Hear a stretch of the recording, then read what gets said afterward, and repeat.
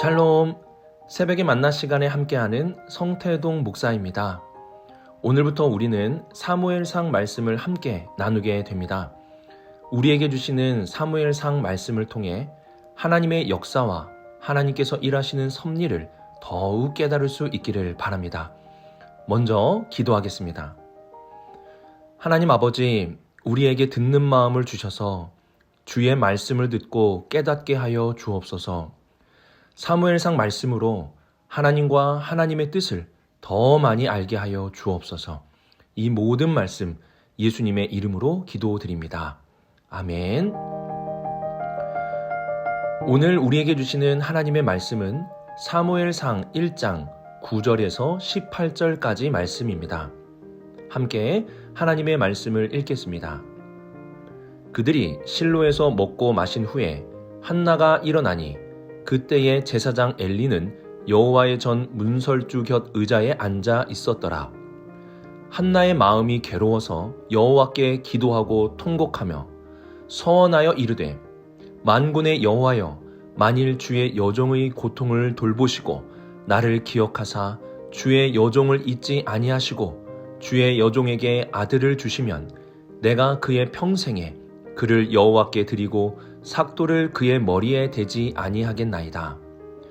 그가 여호와 앞에 오래 기도하는 동안 엘리가 그의 입을 주목한즉 한나가 속으로 말하매 입술만 움직이고 음성은 들리지 아니하므로 엘리는 그가 취한 줄로 생각한지라.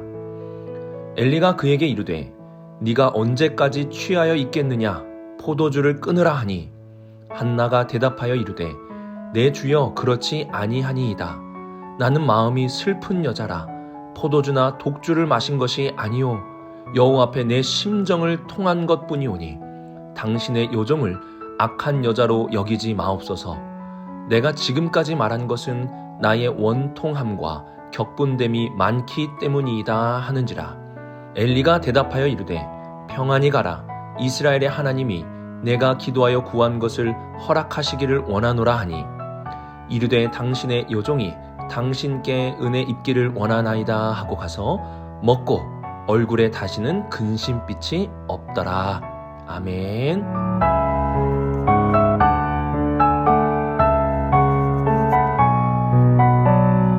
룻기는 다윗 왕의 족보로 마무리됩니다. 그리고 사무엘서는 이스라엘의 왕에 대한 주제로 말씀을 진행합니다. 사사 시대의 마지막 사사이며 선지자였던 사무엘은 왕정의 기틀을 마련하게 됩니다. 그리고 초대 왕으로 사울이 등극하게 되지만 사울은 하나님께 불순종함으로 실패한 왕이 됩니다.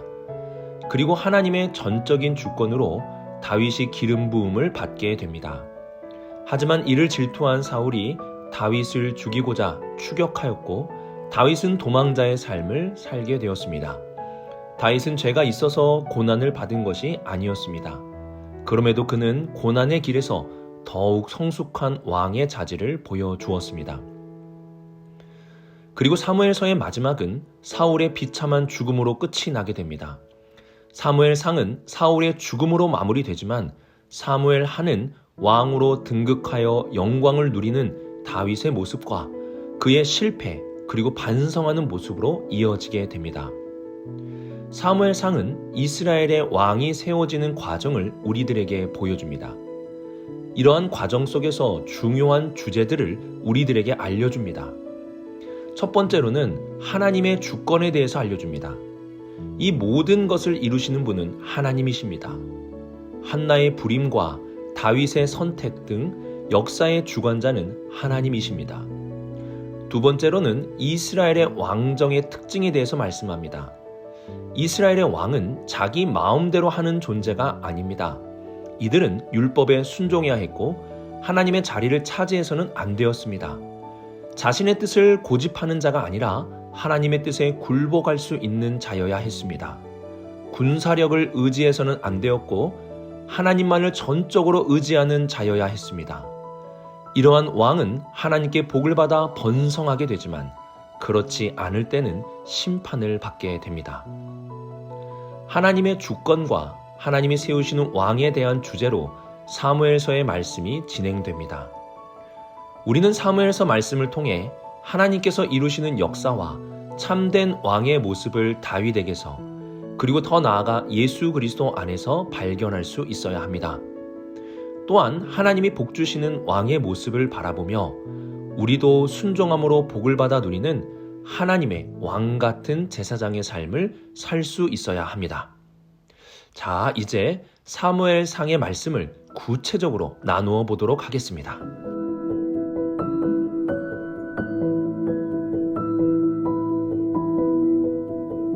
한나는 불임의 여성이었습니다. 당시 불임은 여성들에게 큰 고통의 문제였습니다. 어떤 사람들은 하나님의 심판이라고 말하고 진노까지라고 말하였습니다. 한나의 괴로움은 남편 엘가나의 두 번째 부인인 브닌나 때문에 더욱 격동하였습니다. 브닌나는 아이가 있었습니다. 하지만 엘가나는 아이를 출산한 브닌나보다 한나를 더욱 사랑했습니다. 이러한 엘가나의 모습은 브닌나의 질투심을 더욱 부추겼고 한나를 심히 격분시키고 괴롭게 만들었습니다. 여기서 격분은 천둥 소리가 나다라는 뜻으로 쉽게 말하면 마음에 천불이 나게 만들었다라는 뜻입니다. 10절을 보면 한나는 마음이 괴로웠다고 말씀하고 있습니다. 여기서의 괴로움은 우리가 룻기에서 살펴보았던 마라라는 히브리어입니다.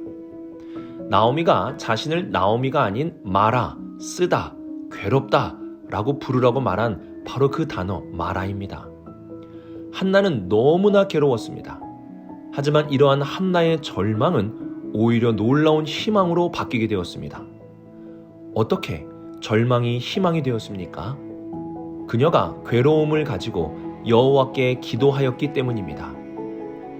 괴로움은 우리의 삶에 언제나 찾아옵니다.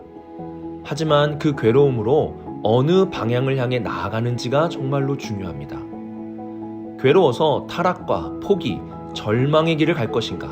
아니면 한나와 같이 괴로움을 가지고 하나님을 향해 나아갈 것인가? 이는 정말로 중요한 선택입니다.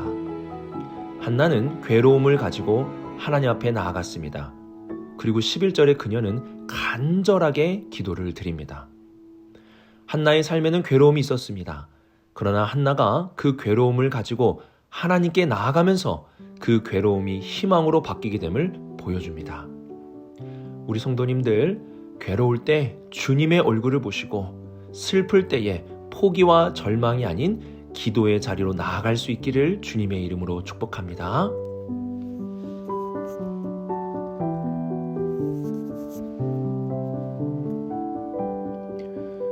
사무엘서는 당시 제사장 가문 엘리 집안의 타락을 우리들에게 보여줍니다.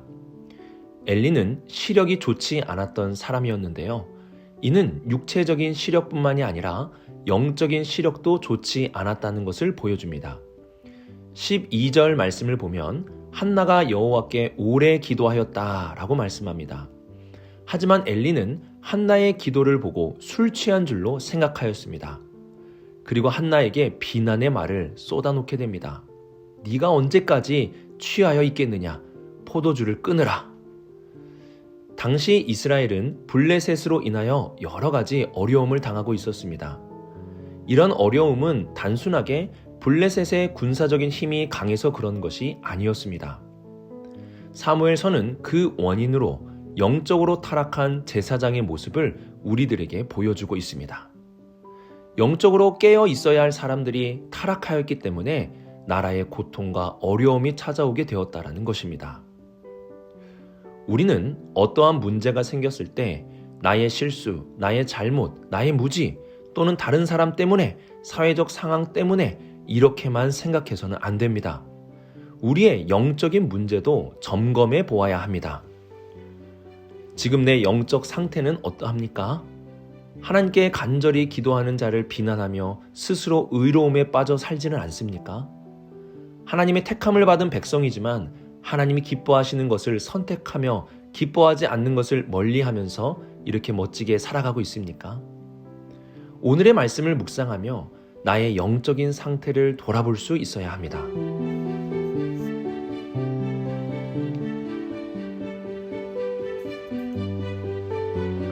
18절 말씀을 보면 한나의 얼굴에 다시는 근심빛이 없더라 라고 말씀합니다. 한나의 얼굴에 근심이 없어진 이유는 하나님께서 한나의 기도를 들으셨다는 확신이 생겼기 때문입니다. 하나님께서는 성도의 기도를 들어주시는 분이십니다. 요한계시록 5장 8절 말씀을 보면 우리의 기도는 하나님의 보좌 앞에 향기라고 기록합니다. 예수님도 하나님께 구하고 기도하라고 가르쳐 주셨습니다. 그러면 우리 아버지 하나님께서는 가장 좋은 것을 주신다고 말씀해 주셨습니다. 예수님의 말씀도 요한계시록의 말씀도 하나님은 기도를 들으신다라는 사실을 우리들에게 알려줍니다. 그러므로 우리는 기도하고 근심해서는 안 됩니다. 하나님께서 그 기도를 들으신다는 사실을 확신하며 기쁨으로 기도할 수 있어야 합니다. 그래서 기도하고 우리는 근심이 사라지고 하나님께서 가장 좋은 것으로 응답하시리라는 기대감으로 살아갈 수 있어야 합니다. 나의 기도 생활은 어떠합니까?